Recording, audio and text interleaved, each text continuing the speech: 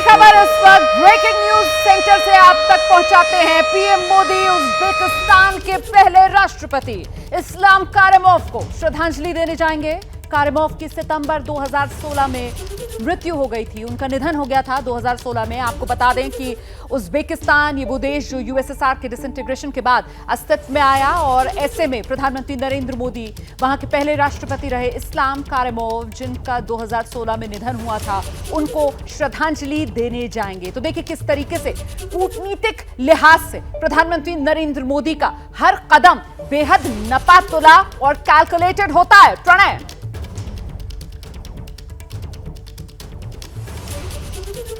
इस्लाम कारिमोव जिनको श्रद्धांजलि देने के लिए प्रधानमंत्री समरकंद से रवाना होने से ठीक पहले जाएंगे। मुझे लगता है कि एम्बेसडर दीपक वोरा जिस तरीके से इस्लाम कारिमोव को श्रद्धांजलि देने के लिए प्रधानमंत्री मोदी जाएंगे आज, ये दोनों पॉलिटिकल आइल को बैलेंस करने की कोशिश और साथ ही उज्बेकिस्तान, ईरान और भारत का जो एक कनेक्टिविटी ग्रुप बना था, क्या लगता है कि इस समरकंद की बैठक से वो भी आगे बढ़ेगा?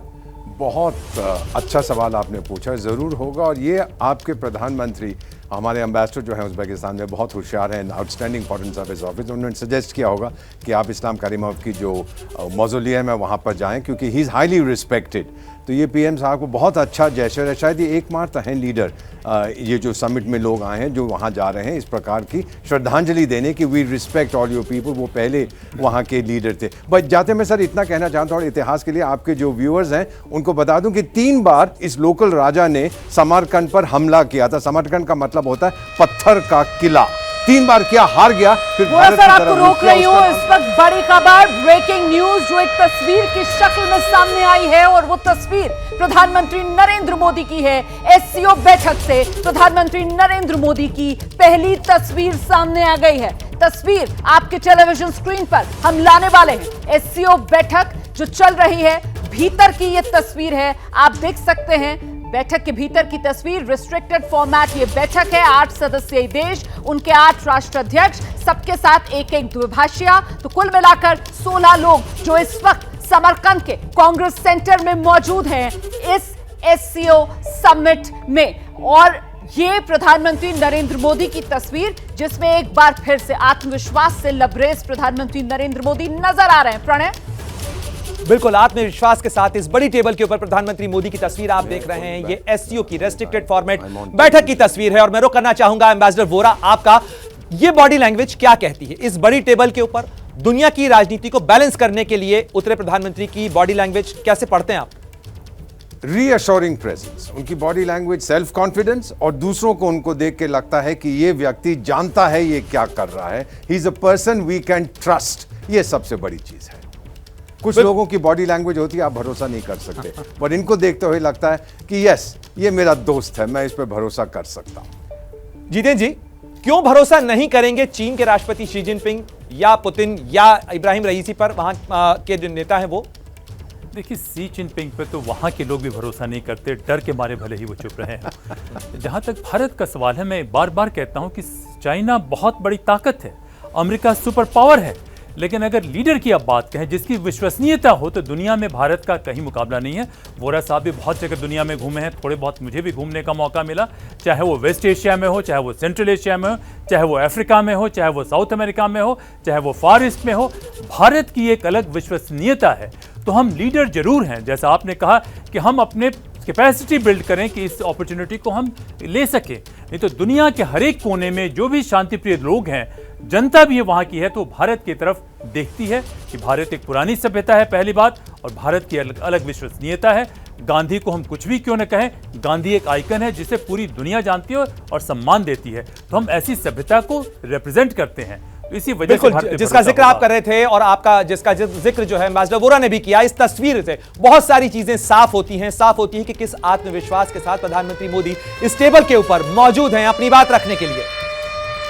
जी, बड़ी खबर इस वक्त, एक और ब्रेकिंग न्यूज सेंटर से दर्शकों तक पहुंचाते हैं। समरकंद में मोदी का महामिशन, और ऐसे में जो बड़ी खबर सामने आ रही है, वो पहली तस्वीर प्रधानमंत्री नरेंद्र मोदी की जो एससीओ समिट से सामने आई, वो तो हमने आपको दिखा दी। पहली बार प्रधानमंत्री नरेंद्र मोदी और चीन के राष्ट्रपति शी जिनपिंग आमने सामने हैं।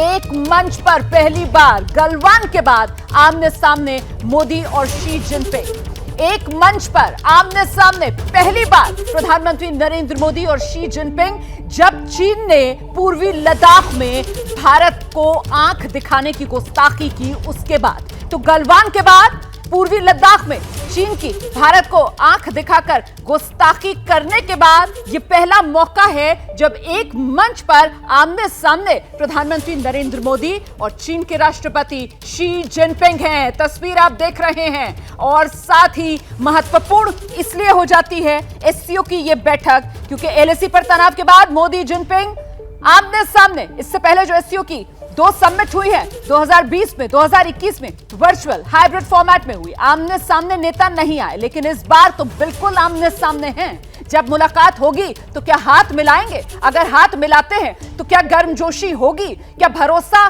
चीन फिर से अपने लिए भारत के मन में पैदा कर पाएगा? जिस तरीके से चीन ने पीठ में खंजर घोंपने की नापाक हरकत की है। प्रणय, बिल्कुल बड़ा सवाल इसी चीज को लेकर है कि एक कमरे के अंदर दोनों नेता जरूर मौजूद हैं, लेकिन 34 महीने के बाद हो रही इस मुलाकात से क्या कोई रास्ता निकलेगा, बात होगी या क्या संदेश देने की कोशिश करेंगे?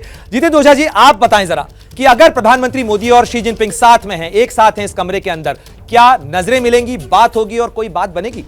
देखिए, नज़रें तो मिलनी अवॉइड नहीं कर सकते हैं, नज़रें मिलेंगी, प्रेजेंट्रीज होंगी, लेकिन प्रेजेंट्रीज से अधिक कोई सब्सटेंटिव बात हो इस पे लग नहीं रहा है, क्योंकि बार बार चीन कह रहा है कि हम स्टेटस को एंटे जो है रिस्टोर नहीं करेंगे बॉर्डर पे, और हमारा यह है कि जब तक एलएसी में स्टेटस को एंटे रिस्टोर नहीं करते हैं बात नहीं बनेगी। तो चीन दबाव बनाने की कोशिश करते रहा है और हम लोगों ने बहुत ताकत से उस दबाव को रिबफ कर दिया है। तो अगर बात बनेगी, पहल होती है चीन की तरफ से तभी होगा। और इसमें कई दफ़े होता है क्या है समिट लेवल पे कि बातचीत पहले से ही अरेंज कर ली जाती है और नेताओं के स्तर पे, बड़े नेताओं के स्तर पे सिर्फ प्रेजेंट्रीज होती है, वो सिर्फ फॉर्मलाइज किया जाता है। जितेंद्र ओझा जी, इसे ऐसी ही स्थिति डोकलाम के बाद भी थी। हैम्बर्ग के अंदर दोनों नेताओं की मुलाकात हुई और हमने देखा कि किस तरीके से वो एक इनफॉर्मल समिट के तौर पर बदल गई। क्या इससे रास्ता निकलेगा? जी, इस समय मैं इसमें जवाब लूंगा आपसे, लेकिन इस समय हम आपको दिखाने जा रहे हैं वो तस्वीर सामने आ गई है जिसको लेकर उत्सुकता पूरी दुनिया की बनी हुई है। खासतौर से इस तस्वीर का इंतजार अमेरिका कर रहा है और आप देख सकते हैं गोलमेज कॉन्फ्रेंस की तरीके से ये समिट जो एससीओ समिट 2022 समरकंद में इस वक्त जारी है और यहां बिल्कुल सेंटर में बैठे हुए प्रधानमंत्री नरेंद्र मोदी को आप देख रहे हैं इस तस्वीर में। एससीओ बैठक की ये पहली तस्वीर अपने चैनल एबीपी न्यूज पर आप देख रहे हैं। गोलमेज पर नेता बैठे हुए हैं और जिस बात का मैं जिक्र कर रही थी, ये बिल्कुल बीच में बैठे हुए प्रधानमंत्री नरेंद्र मोदी आपको नजर आ रहे हैं। उनके ठीक सामने इस तरफ आप देख सकते हैं रूस के राष्ट्रपति बैठे हुए नजर आ रहे हैं, उनकी पीठ है इस बीच, और आप देख सकते हैं प्रधानमंत्री नरेंद्र मोदी और पीछे ये तिरंगा।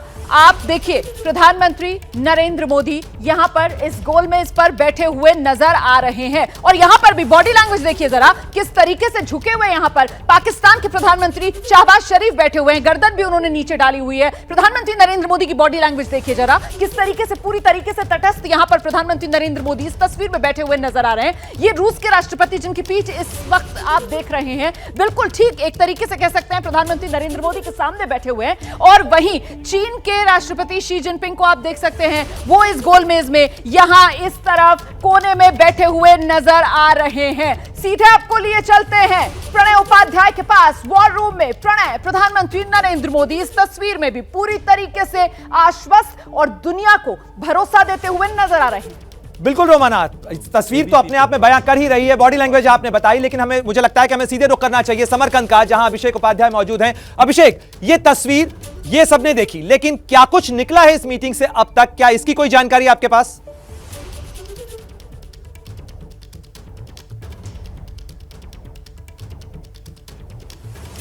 मुझे लगता है कि इस पे हमारा संपर्क समरकंद से फिलहाल टूट गया है, लेकिन मैं चाहूंगा कि जितेंद्र जी आप इस बारे में टिप्पणी करें कि ये रेस्ट्रिक्टेड फॉर्मेट की जो मीटिंग होती है केवल नेता और उनके साथ उनके दुभाषी, इस समय में क्या बातचीत होती है, किस तरीके से पॉलिटिकल लीडरशिप मुद्दों को आगे ले जाने की कोशिश करती है? जैसे वोरा साहब ने बताया कि पहले लोग अपने अपने विचार रखते हैं, उसके बाद कुछ मुद्दों पे बात होती है और वो चाहते हैं कि ये बात जो है पब्लिक में नहीं जाए। देखिए, डिप्लोमेसी में एक बहुत बड़ी बात होती है वो कि कहते हैं ना secret covenant secretly arrived at, तो बहुत सारी बातचीत ऐसी होती है जो पब्लिक में नहीं ले जाती है।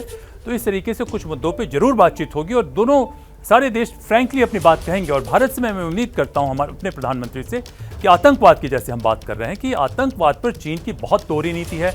आतंकवाद के पेट्रन जो है ये बैठे हुए हैं, पाकिस्तान उनके साथ देखा जाए, साथ में वो टर्की को लेकर एक नई एक्सिस बनाने की कोशिश की जा रही है।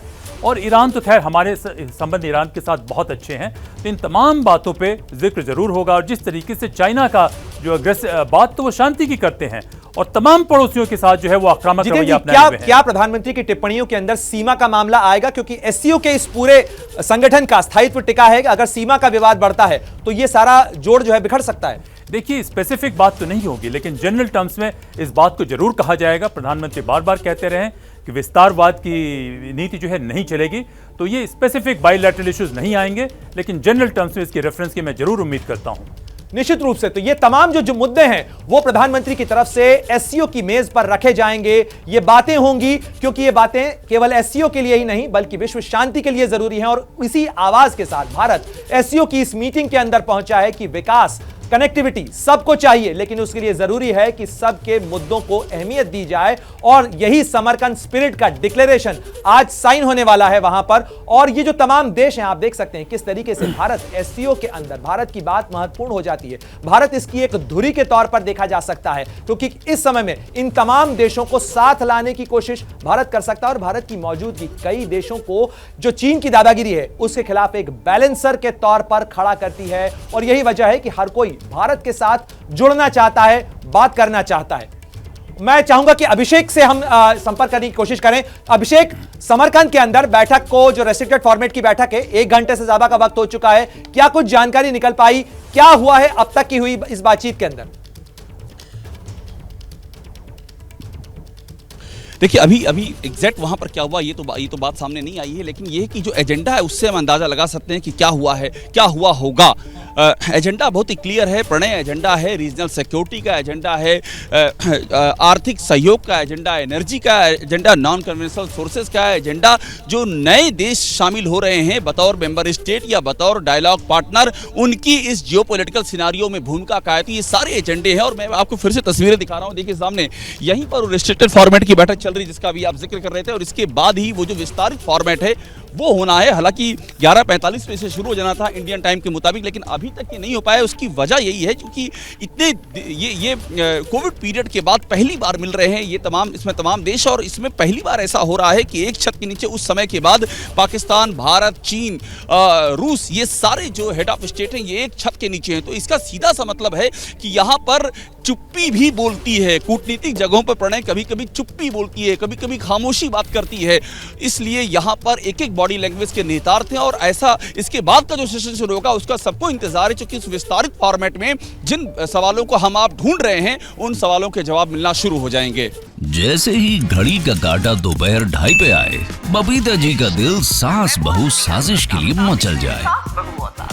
और ये है इनकी बहू, पूरे दिन ऑफिस की टेंशन हो जाए गॉन जब ये करें अपना फेवरेट शो फ्री टाइम पे ऑन। इनकी तरह आप भी देखिए अपना फेवरेट शो अपने टाइम पर और डाउनलोड कीजिए एबीपी लाइव ऐप अपने स्मार्ट टीवी पर।